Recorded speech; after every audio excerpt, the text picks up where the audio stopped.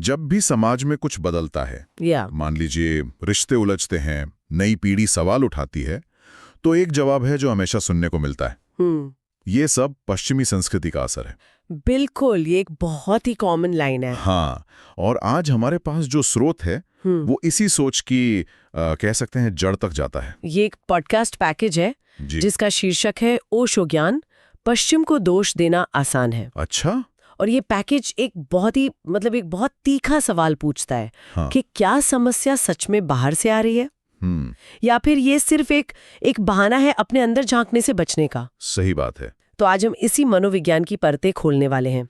इस पूरे स्रोत में 2 शब्दों पर बहुत जोर दिया गया है। एक है प्रोजेक्शन, हाँ। यानी अपनी कमियों को दूसरों पे मढ़ना, और दूसरा है इंट्रोस्पेक्शन, मतलब अपने भीतर झांकना। बिल्कुल। तो चलिए शुरू करते हैं इस दिलचस्प पड़ताल को। स्रोत की शुरुआत ही इस बात से होती है कि कैसे पश्चिमी प्रभाव का लेबल हर उस चीज पर चिपका दिया जाता है जो हमें असहज करती है। बिल्कुल। और इस स्रोत की सबसे आकर्षक बात यह है कि वो इसे सिर्फ एक सामाजिक आदत की तरह नहीं देखता। अच्छा। वो इसे एक गहरे मनोवैज्ञानिक पैटर्न के तौर पर देखता है जिसे प्रोजेक्शन कहा गया है। स्रोत में ओशो का एक उदाहरण है, मनुष्य अपनी छाया को दूसरों पर डाल देता है। अपनी छाया को? हाँ। इसका मतलब कितना गहरा है। जो अंधेरा, जो कमियां हमारे अपने अंदर हैं, हम उन्हें किसी और की दीवार पर देख रहे हैं। वाह। ये एक ऐसा आईना है जिसमें हम खुद को देखने से डरते हैं, इसीलिए उसका मुंह किसी और की तरफ कर देते हैं। ये प्रोजेक्शन शब्द सुनने में तो काफी साइकोलॉजिकल लगता है।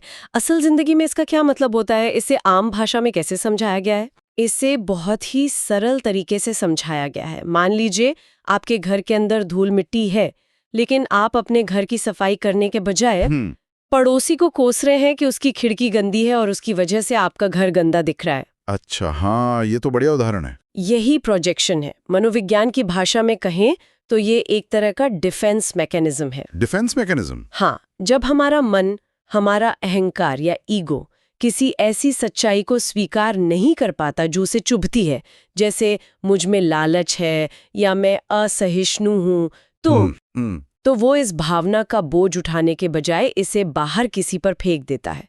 फिर हम कहने लगते हैं, अरे वो समाज बहुत लालची है या उस संस्कृति में बहुत खुलापन है। सही है। इससे हमें एक पल की राहत मिल जाती है क्योंकि हमें खुद को बदलना नहीं पड़ता। वाह, मतलब हमारी आलोचना असल में हमारी अपनी ही छिपी हुई असुरक्षा हो सकती है या वो सच जिसे हम मानना नहीं चाहते। बिल्कुल। इस पैकेज में कुछ बहुत तीखे सवाल भी उठाए गए हैं, जैसे क्या हमारे समाज में जो दमन है, जो पाखंड है या दोहरे मापदंड हैं, वो सब पश्चिम ने हमें सिखाए हैं या वो पहले से ही यहाँ थे और अब हम सिर्फ एक बलि का बकरा ढूंढ रहे हैं। और यहीं पर इस चर्चा की सबसे गहरी परत खुलती है। स्रोत में कमाल की बात कही गई है। क्या? जो स्वीकार नहीं किया जाता वो आरोप बन जाता है। जो स्वीकार नहीं किया जाता वो आरोप बन जाता है। हाँ, यानी जिन कमजोरियों को, जिन दबी हुई इच्छाओं को हम अपने भीतर स्वीकार करने की हिम्मत नहीं जुटा पाते, वही बाहर किसी पर इल्जाम बनकर निकलती है। अच्छा। ये अपनी पहचान को, अपनी सेल्फ इमेज को साफ सुथरा बनाए रखने का एक तरीका है। हम अपनी गंदगी को उठाकर दूसरे के आंगन में फेंक देते हैं ताकि हमारा घर पाक साफ दिखे। लेकिन असलियत में गंदगी तो वहीं की वहीं रहती है, बस नजर से ओझल हो जाती है कुछ देर के लिए। तो अगर अपनी कमियों को बाहर फेंकना यानी कि प्रोजेक्शन एक जाल है, तो इसका सीधा समाधान तो अपने अंदर झांकना, इंट्रोस्पेक्शन होना चाहिए। हाँ, बिल्कुल। पर यह सामग्री कहती है कि यह रास्ता बहुत कठिन है। इसमें क्या मुश्किल है? खुद के अंदर देखना इतना मुश्किल क्यों है? मुश्किल है हमारा अहंकार, हमारा ईगो। अच्छा। आत्मचिंतन या इंट्रोस्पेक्शन का पहला कदम ही ये स्वीकार करना है कि शायद गलती मुझ में है। ये मानना कि समस्या का स्रोत बाहर नहीं बल्कि मेरे भीतर हो सकता है, इसके लिए बहुत साहस चाहिए। सही बात है। हमारा अहंकार तो हमेशा खुद को सही साबित करने में लगा रहता है। उसे ये सुनना पसंद नहीं कि वो गलत हो सकता है, कि उसमें कोई कमी है। जैसे ही हम अंदर झांकना शुरू करते हैं, अहंकार को चोट लगती है, उसे खतरा महसूस होता है। और इसके ठीक उलट दूसरों पर दोष मढ़ने में एक अजीब सा सुकून है ना? हाँ, एक आराम है। ये कहना कितना आसान है कि हम तो बहुत अच्छे हैं, हमारी परंपराएं महान हैं, ये सब बाहर की हवा है जो माहौल खराब कर रही है। इस स्रोत के मुताबिक ये हमें एक अस्थायी शांति देता है, पर ये शांति झूठी क्यों है? ये शांति एक नशे की तरह है, जो कुछ देर के लिए आपको अपनी तकलीफ भुला देती है, पर बीमारी को खत्म नहीं करती। अच्छा, जब हम पश्चिम को दोष देते हैं तो हम उस पल के लिए अपनी जिम्मेदारी से मुक्त हो जाते हैं। सही है, कोई जिम्मेदारी नहीं लेनी पड़ती। बिल्कुल, हमें कुछ बदलने की, कुछ सुधारने की जरूरत महसूस नहीं होती। हम एक आरामदायक भ्रम में जीने लगते हैं कि हम तो एकदम सही हैं, सारी गड़बड़ दुनिया में है। और शायद यही सोच, यही मानसिक आदत किसी भी व्यक्ति या समाज के विकास में सबसे बड़ी रुकावट है, क्योंकि जब तक कोई मानेगा ही नहीं कि वो बीमार है, तब तक वो इलाज कैसे शुरू करेगा? ये बहुत गहरी बात है। आप इलाज शुरू ही नहीं कर सकते, तो हम एक तरह से खुद को ही धोखे में रख रहे हैं। बिल्कुल। अच्छा, इस चर्चा में संस्कृति के प्रभाव पर भी एक दिलचस्प बात है। ये सामग्री कहती है कि कोई भी संस्कृति, चाहे पूरब की हो या पश्चिम की, वो रुकी हुई नहीं होती, वो एक बहती नदी की तरह है। बिल्कुल, और ये समझना बहुत जरूरी है। हम अक्सर संस्कृति को एक पत्थर की मूर्ति मान लेते हैं, जो हमेशा से ऐसी ही थी और हमेशा ऐसी ही रहेगी। हाँ, कि ये तो सनातन है, बदलेगी नहीं। हाँ, लेकिन सच तो ये है कि हर संस्कृति समय के साथ बदलती है, विकसित होती है। वो दूसरी संस्कृतियों से कुछ लेती है, कुछ अपना छोड़ती है।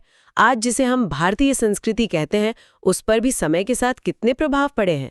बदलाव जीवन का नियम है और संस्कृति भी इससे अलग नहीं है। इसी से जुड़ा एक और बिंदु है जिस पर स्रोत जोर देता है, वो ये कि हर जगह अच्छाई और बुराई दोनों होती हैं। पश्चिम में सब कुछ बुरा ही नहीं है और पूरब में सब कुछ अच्छा ही नहीं। सही बात है। लेकिन होता ये है कि हम बिना सोचे समझे, बिना परखे किसी भी नई चीज को सिर्फ इसलिए खारिज कर देते हैं क्योंकि उस पर पश्चिमी का ठप्पा लगा है। ऐसा करके क्या हम कुछ खो रहे हैं? हम सीखने का, विकसित होने का एक बहुत बड़ा मौका खो रहे हैं। कैसे? जब हम किसी विचार को सिर्फ इसलिए नकार देते हैं क्योंकि वो एक खास दिशा से आया है, तो हम ज्ञान का अपमान कर रहे हैं। इससे एक बहुत मौलिक सवाल उठता है, जो स्रोत में भी उठाया गया है। क्या ज्ञान की कोई दिशा होती है? क्या सच पूरब या पश्चिम का होता है? बिल्कुल। ओशो का एक और विचार यहाँ एकदम फिट बैठता है। सत्य किसी एक दिशा का नहीं होता। सत्य तो बस सत्य है, चाहे वो न्यूटन के जरिए इंग्लैंड में प्रकट हो या बुद्ध के जरिए भारत में। जब हम दिशाओं में और लेबलों में उलझ जाते हैं तो हम सार खो देते हैं। हम सिर्फ बाहरी खोल को देखकर रह जाते हैं। तो इसका मतलब ये हुआ कि आंख बंद करके पश्चिम की नकल करना भी उतना ही गलत है जितना आंख बंद करके उसकी निंदा करना? बिल्कुल। दोनों ही छोर समझदारी से दूर हैं। हाँ, अंधानुकरण और अंधविरोध एक ही सिक्के के दो पहलू हैं। अच्छा। दोनों में एक बात कॉमन है, अंधापन। यानी बिना सोचे समझे, बिना अपनी विवेक बुद्धि का इस्तेमाल किए किसी चीज को अपना लेना या ठुकरा देना। स्रोत का इशारा इसी तरफ है कि हमें अपनी आंखें खोलने की जरूरत है, चीजों को वैसे देखने की जैसी वो हैं। हाँ, जैसी वे हैं, न कि जैसी हम देखना चाहते हैं या जैसा हमें सिखाया गया है। तो फिर यहाँ से आगे का रास्ता क्या है? अगर प्रोजेक्शन एक जाल है, आत्मचिंतन मुश्किल है और संस्कृति एक बहती नदी है, तो समाधान कहाँ मिलेगा? इन सबका निचोड़ क्या है? इस सामग्री के अनुसार समाधान एक ही शब्द में छिपा है, जागरूकता। जागरूकता, होश में आना, न तो पश्चिम का अंधानुकरण करना, न ही उस पर अंधाधुंध दोष लगाना, बल्कि अपनी आंखें खोलकर ये देखना कि हमारे समाज की जमीनी हकीकत क्या है, हमारी परंपराओं में क्या है जो आज भी कीमती है और क्या है जो समय के साथ अप्रासंगिक हो गया और जिसे बदलने की जरूरत है। और सबसे बढ़कर ये देखना कि हमारे अपने भीतर क्या चल रहा है। जब आप कहती हैं अपने भीतर देखना, तो इसका व्यावहारिक मतलब क्या है? क्या इसका मतलब है अपनी गलतियों को ढूंढना और खुद को कोसना? नहीं, बिल्कुल नहीं। स्रोत इस फर्क को बहुत खूबसूरती से सामने रखता है। अच्छा। आत्मचिंतन का मतलब खुद को अपराधी महसूस कराना नहीं है। इसका मतलब है अपने भीतर के अंधेरे और उजाले दोनों को बिना किसी जजमेंट के, बिना किसी लाग लपेट के देखना। ये स्वीकार करना कि हाँ, मुझ में गुस्सा भी है, लालच भी है और ईर्ष्या भी है। जिस पल हम अपनी इन छायाओं को स्वीकार कर लेते हैं, उन्हें किसी और पर फेंकने की यानी प्रोजेक्ट करने की जरूरत खत्म होने लगती है। सही है। जब हम अपनी धूल को मान लेते हैं, तभी हम उसे साफ करने के बारे में सोच सकते हैं, उससे पहले नहीं। और शायद तभी हमें बाहर दोष मढ़ने की जरूरत महसूस नहीं होती। जब हम अपनी जिम्मेदारी ले लेते हैं, तो इल्जाम लगाने का खेल ही खत्म हो जाता है। एकदम सही। और यहीं पर हम इस पूरी चर्चा के केंद्रीय संदेश पर पहुंचते हैं, जिसे ओशो के एक उद्धरण में बहुत सटीक ढंग से कहा गया है। परिवर्तन बाहर से नहीं, भीतर से शुरू होता है। भीतर से शुरू होता है। हाँ, असली लड़ाई पूरब और पश्चिम की या किसी भी संस्कृति की नहीं है। असली चुनौती अपनी चेतना को जगाने की है, अपने भीतर के सच का सामना करने की है।